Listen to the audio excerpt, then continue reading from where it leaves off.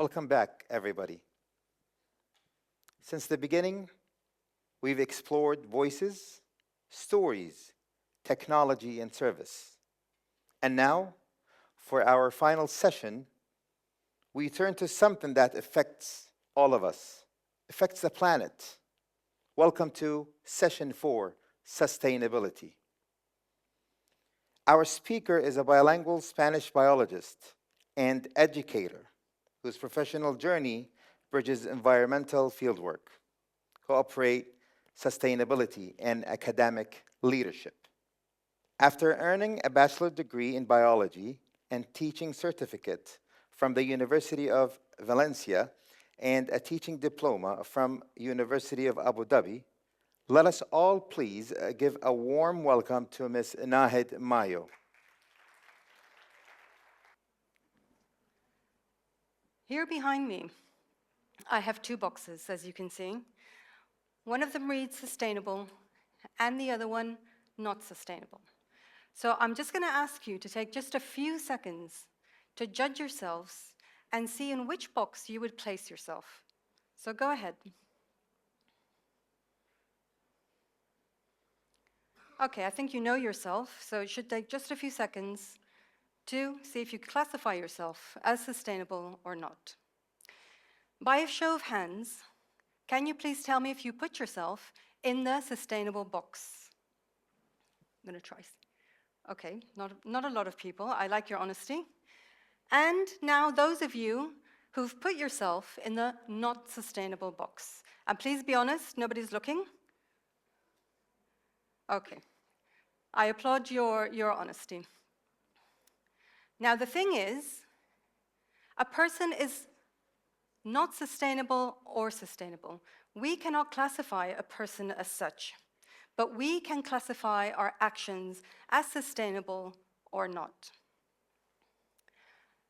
I'm going to give you just a little background story of my life, just so you know why I'm here right now and why this is so important to me. When I was a little girl, I've always wanted to be in nature, outside. I had pet animals. I loved to be running around outside. And that's why I became a biologist. Although I started early on in education, something always bothered me. And it was, how can I teach my students about nature, about the environment, about animals, when I myself have not experienced it firsthand? And by this I mean, going to the zoo doesn't mean that you're a wildlife specialist. Or going to a garden doesn't mean that you're an environmentalist. So I wanted something that I could bring to my students and really make them understand the importance of the environment. So although I became a biologist and I did some education, I said, okay, I'm going to take a break. And I switched fields to the environmental field. And it was a real eye-opener. I started off in Sharjah as an environmental officer. So my job basically was to go to the landfill, to companies, and see if they were applying the law. See if they were managing their waste properly. See if the landfill was being managed. So there was a previous picture, if we could go back. I just want to show you this bottom picture over here. I'm going to go to the other side. Was actually a picture I took in one of the landfills, and the truck that is, you can see water coming out, is actually sewage water, which is against the law. So as an officer, I had to go and see who was following the rules or not. And it was a surprise visit. The manager wasn't very happy to see me, because afterwards I got a nice letter from the municipality. So I kept seeing things like this. Afterwards, I moved on to the marine environment life, where diving and monitoring of marine wildlife, we learned that there was an issue with the turtles. This is a hawksbill turtle, which is local here to the UAE. And sometimes they had issues with either barnacles growing in their mouth, which stopped them to eat, or, for example, with plastic bags. Now, some species of turtles, they confuse plastic bags in the water with medusas, with jellyfish. So they would eat them. We also had an issue with dugongs, that they were hit by speedboats or with the ski jets, and also with eutrophication of the water. So there are areas that are built, they block the access of the water, and then there's a lack of oxygen. So we tackled these issues, but it made me see really how many issues we had and how much work we had to do. This last middle picture is actually the stomach of a camel. This plastic bag that we buy sometimes, that we don't think twice about it when we go to these little supermarkets that we have under our building, and the person there who's selling us the product is saying, oh, do you want a plastic bag? And you say, yes, no problem, I'll take it, and then you just throw it randomly somewhere. Where do you think this ends up? Where I'm going to tell you. It either ends up in the desert, in the stomach of a camel, it either ends up in the ocean, eaten by a sea turtle. It doesn't just wander around. There's always an end point. And if it's lucky, it will end up in a landfill. And even in a landfill, it will not turn to anything useful. So it made me think, how can I let people know? Because this is a very important issue. I cannot do this alone. My company couldn't do it alone. So then we thought, let's bring in the community. We had then a call for action for the community. And we said, why not let other people know what is going on and how they can help? So when we did these programs, we actually saw that the community in general, they are interested in helping, they just didn't know how. So we were there to help and tell them, this is how you can support us. We had events like the turtle rehabilitation. So basically what happened is that any neighbor, this was actually in Dubai, any neighbor from Dubai who saw a stranded turtle or hatchlings or eggs would inform us, we would go, and then we would place a barrier so the eggs, one, wouldn't get poached, and we would make sure that they would hatch and then go into the sea. Another project we had was a mangrove restoration. We had schools coming in, universities, families, corporates, who would plant mangroves with us. Also, we had beach cleanups, which helped to also understand where the waste ends up. We had the Jebel Ali port, and, well, some people just threw their waste in the water because once you throw it, it disappears, magic, and we never see it again. And as I said, it always ends up somewhere. And where did it end up? In the shore. And who eats the things that are lying on the shore? The birds, the turtles, and other wildlife. And then, of course, we had partnerships. Partnerships with the government, partnerships with private companies that sometimes also they're very interested in contributing to the community. But then I thought again, see, I think a lot. I thought again, this can't be it. I need to expand this further. And then I thought, what is the foundation of any civilized nation? Where does it start? In education. And here we are, and that's why I'm here. So in schools, there are plenty of ways in which we can include the community, not only talking about school, but the school environment.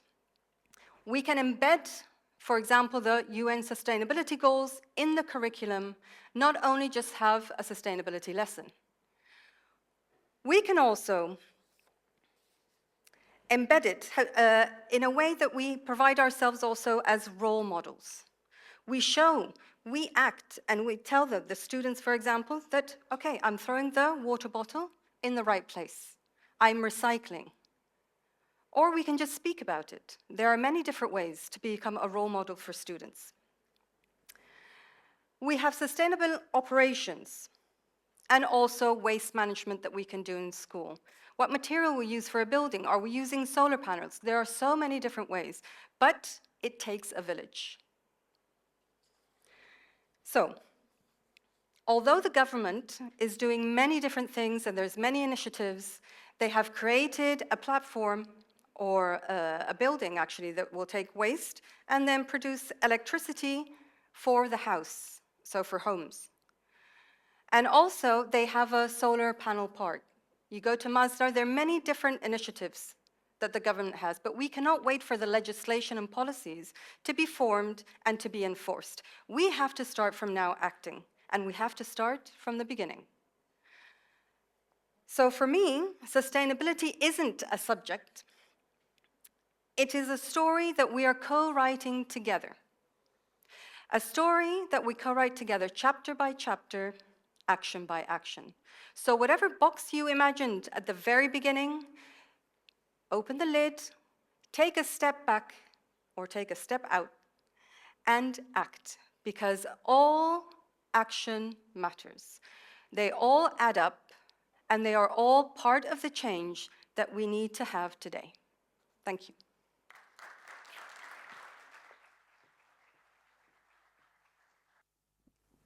Thank you, Ms. Nahed. That was so inspirational.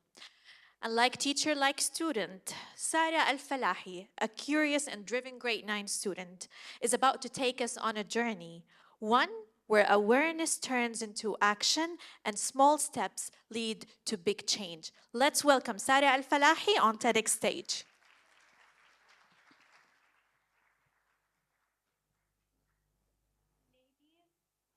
And gentlemen, welcome to planet Earth. Imagine you're an alien scientist visiting Earth for the first time. Your mission is to observe human behavior and report back to your home planet. You start watching how humans interact with their environment, and what you see completely baffles you. They dig up random shiny minerals from deep underground, refine them, turn them into useful objects, just to throw them away after a few uses. They extract rare metals for advanced technology. But when a slightly newer version comes out, they toss the old one in the trash. To an outsider, this kind of behavior makes no sense. Why would an intelligent species do this? But here's the twist. Imagine another character in the story, a Hollywood movie producer, making a science fic blockbuster. Now, if this producer wanted to create a science fic nightmare come to life, where everything is falling apart, what would they do? Mountains of garbage in the streets, toxic rivers full of plastic, a world where humans have to fight over clean water and fresh air. Now, here's the terrifying part. We are already living in this movie, except it's real, and we both are the writers and the main characters. Now, you're thinking, how can we change this up? We can start by thinking about recycling. The fashion industry is responsible for 10% of global carbon emissions, more than all international flights and shipping combined. And that $5 shirt, someone, somewhere, paid the real price of it. An alien watching this movie would think, why don't they just wear what they already own? And that's a great question. The Pacific Ocean has a garbage patch 3 times the size of France. Not 1, not 2, but 3 times the size of France. If this were a movie, it would be a science fic horror film. But we are the writers and the main characters. So, how do we write the ending to this film? Let's think like aliens or film directors. Does this make sense? Would it make sense for the hero to buy 5 cheap plastic items instead of 1 durable one? Would it make sense to use a coffee cup for 10 minutes and let it pollute the ocean for 500 years? Let's rewrite the fashion department into sustainable fashion. Sustainability isn't about living with less. It's about rewriting the script entirely. It's about designing systems that give us more beauty, more balance, more intelligence. A plot twist where the planet thrives, not just survives. But here's the problem.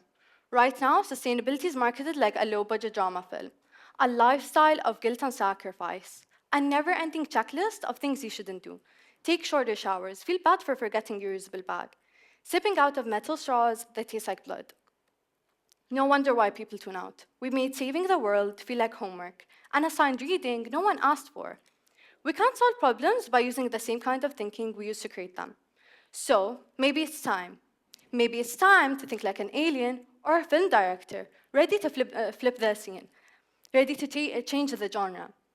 Because we don't just need greener habits, we need better thinking.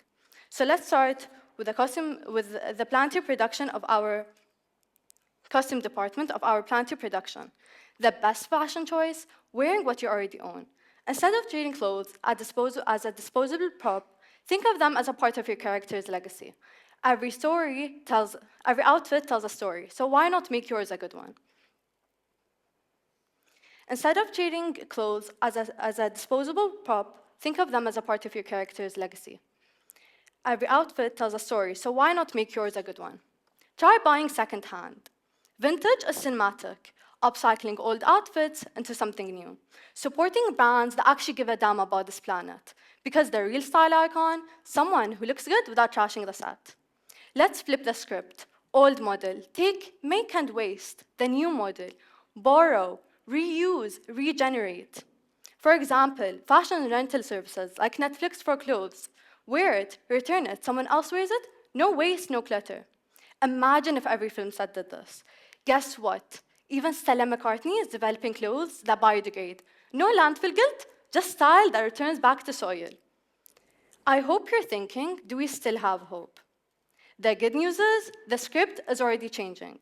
Some countries have banned single-use plastic. Circular fashion is becoming more mainstream. Young entrepreneurs are designing biodegradable packaging and edible cutlery and zero-waste solutions. These aren't just special effects. They're happening right now. But here's the thing. Change doesn't come from governments or Hollywood alone. It comes from our everyday choices. So let's think big about how we use our resources. Let's think big about how we treat our planet. And let's think even bigger about solutions, because most short-term thinking got us into this mess. The good news is, humans are smart enough to solve this problem. The real question is, will we? Because honestly, who wants to star in a science fiction horror film when we could make the greatest comeback of all time? The aliens are still watching. The cameras are still rolling. The plot twist is still up to us. So, let's give them a story worth telling. Thank you. Welcome back to Planet Earth. Thank you, Sara. We're not done yet. Before we move on, let's enjoy this musical moment from Spain with Halima Al-Marashda. Hola, Halima.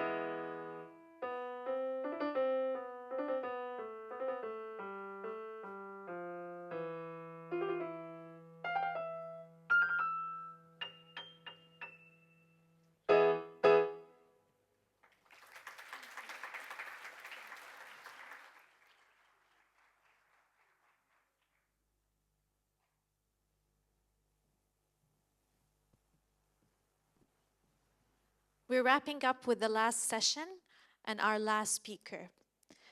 But up is next someone who's not just thinking about the future, she is the future.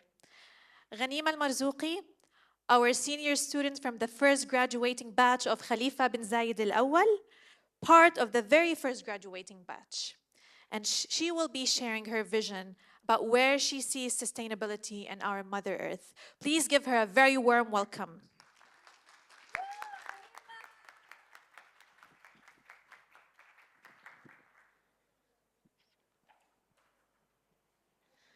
1,000. That's the number of species we've lost in the last 50 years. 5 trillion. That's how many pieces of plastic now drift through our oceans. And 28 billion. That's how many trees we've cut down in just one lifetime. But numbers are just shadows of what we've truly lost. I want you to close your eyes, just for a second. and picture a rainforest. Now, strip away every shade of green, every bird call, every breath of oxygen.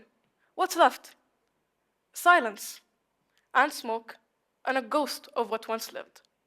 I was once told that if the earth could speak, she would whisper, not scream, because mothers don't yell when they're in pain. They grieve.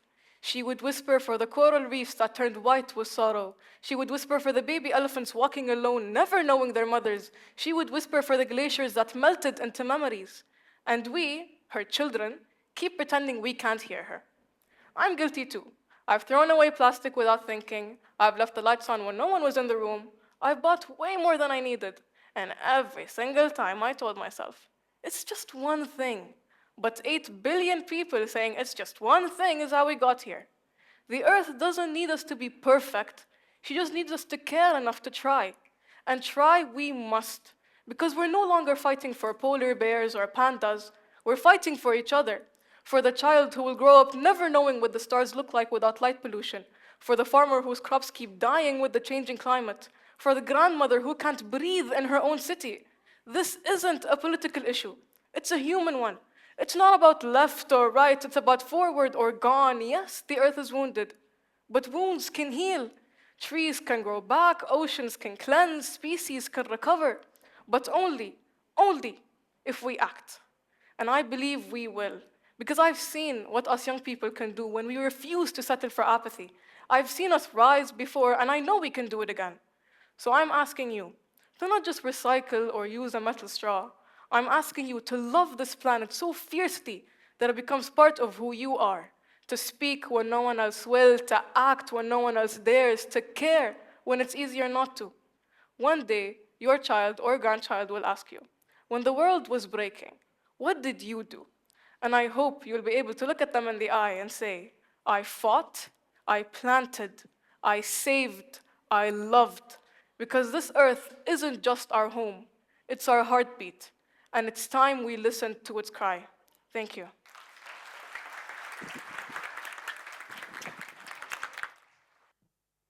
This was one last call of action before we wrap up our TEDxKBZA 2025 for this year.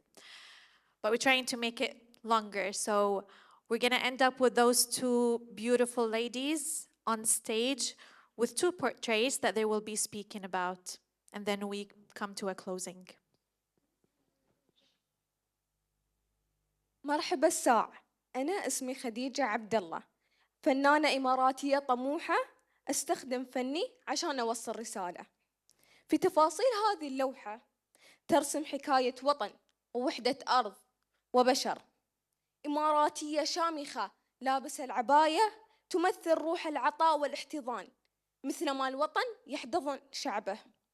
الشمس التي وراها لا تغيب، ترمز لدرب الاستدامة اللي يدوم منور بعزيمتنا، والشيرة اليابسة اللي تزهر وتقول لنا إن فيه أمل دام، في ناس تزرع وتعطي من قلبها. والمرأة الإماراتية هي الجوهر الأساسي لهذه الحكاية، هي أساس في كل خطوة تطوع وكل مشروع استدامة. بيديها تزرع وبقلبها تعطي، وعطاؤها لا يتوقف، لأنها تربت على نهج زايد وسارت على درب شيوخنا الذين علمونا أن الخير نغرسه ونتركه أمانة في إيد عيالنا.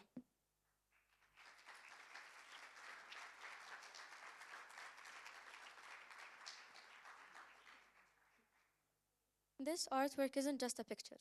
It's a story of a nation and banner of giving. See this Emirati standing in front of earth, right? It's not a coincidence. He says, I came from the land of Zayed and I carry the ability, values, ethics to serve the whole world. In the UAE, volunteering isn't just something we do. It's who we are. It's how we are raised. It's in our roots. It's in our spirits. Since we were young, we've been taught that kindness knows no border and that goodness always finds its way back. This painting tells the world if you're looking for hope, you will find it in the people of the UAE.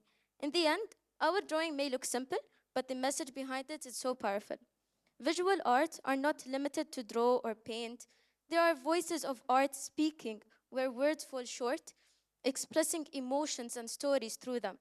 We're sharing our values and spirit of Earth, of UAE, because in each one of us there's a message and there's hope.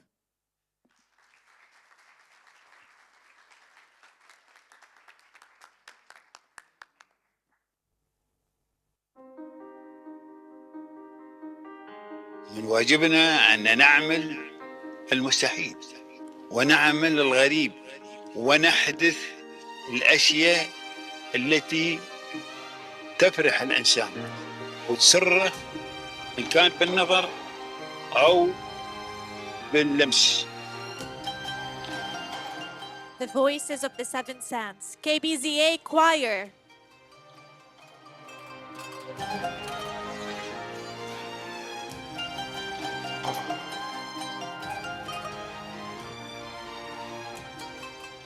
KBZA Drama Team.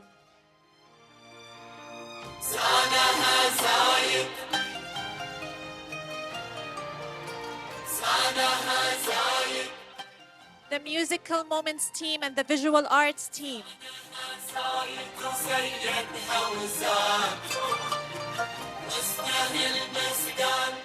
TEDx Organizing Team, Mr. Abdullah Al-Qaisi, Mr. Zayed, Miss Amani Asadi, Miss Amani Hassan, Miss Ru'a, Miss Reem Al-Aswad, Miss Muna Abbasi, David, Suzanne, Tanya.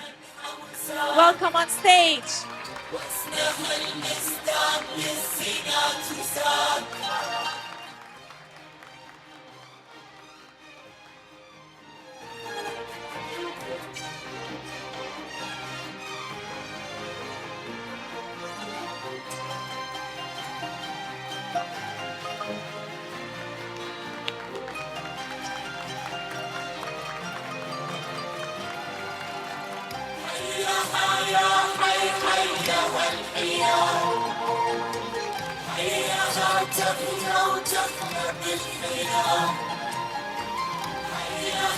Thank you.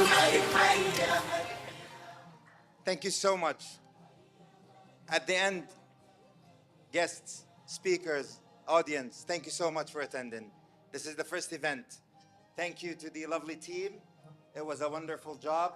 Thank you so much. And I would like to invite two people behind the scene that gave us all the support since we started till now. I would like to invite Ms. Sara bin Ammar, our principal, and I would like to invite Mr. Christopher Norris, our executive principal, on stage, please.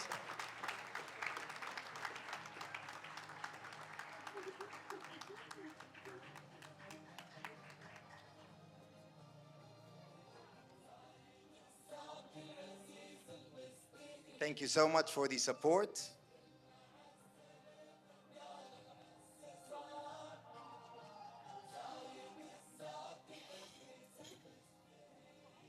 Marhaba sah.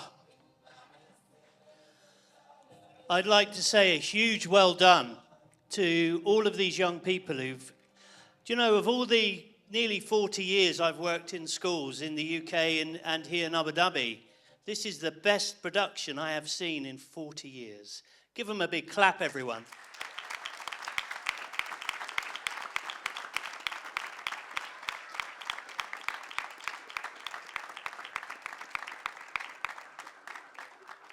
Unfortunately, my generation saw global warming, a big hole in the ozone layer, landfill, and temperatures in the planet rising. My generation didn't do what they should have done. I think this generation, though, is in safe hands, don't you? The confidence, the leadership, and the vision you guys are showing is truly inspirational. And all of the parents here and all of the teachers are very, very proud of you. You have done us so proud today. There are thousands of people online watching your TEDx. You are the first public school in the UAE to do TEDx, and you have set the bar for everyone else to follow. Mabruk. One more clap.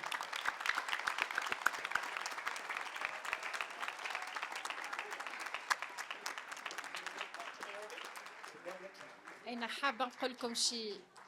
اليوم مو فخر بس. اليوم جسدتوا الهوية والوطنية والثقافة والتربية والأخلاق والعالمية في نفس الوقت. رؤية المدرسة اليوم خرجتوها للعالم، وأنا فخورة بكم جدا جدا جدا. يعطيكم الصحة والعافية. بناتي كمان، أولادي وبناتي خاصة، المرأة العربية المتثقفة المتطورة اللي تحكي للعالم بثقة وبأخلاق وبزين وعين، ما شاء الله عليكم. يعطيكم الصحة والعافية، وأنا فخورة جدا جدا جدا بكم. شكرا شكرا لكم أولياء الأمور، شكرا لكم.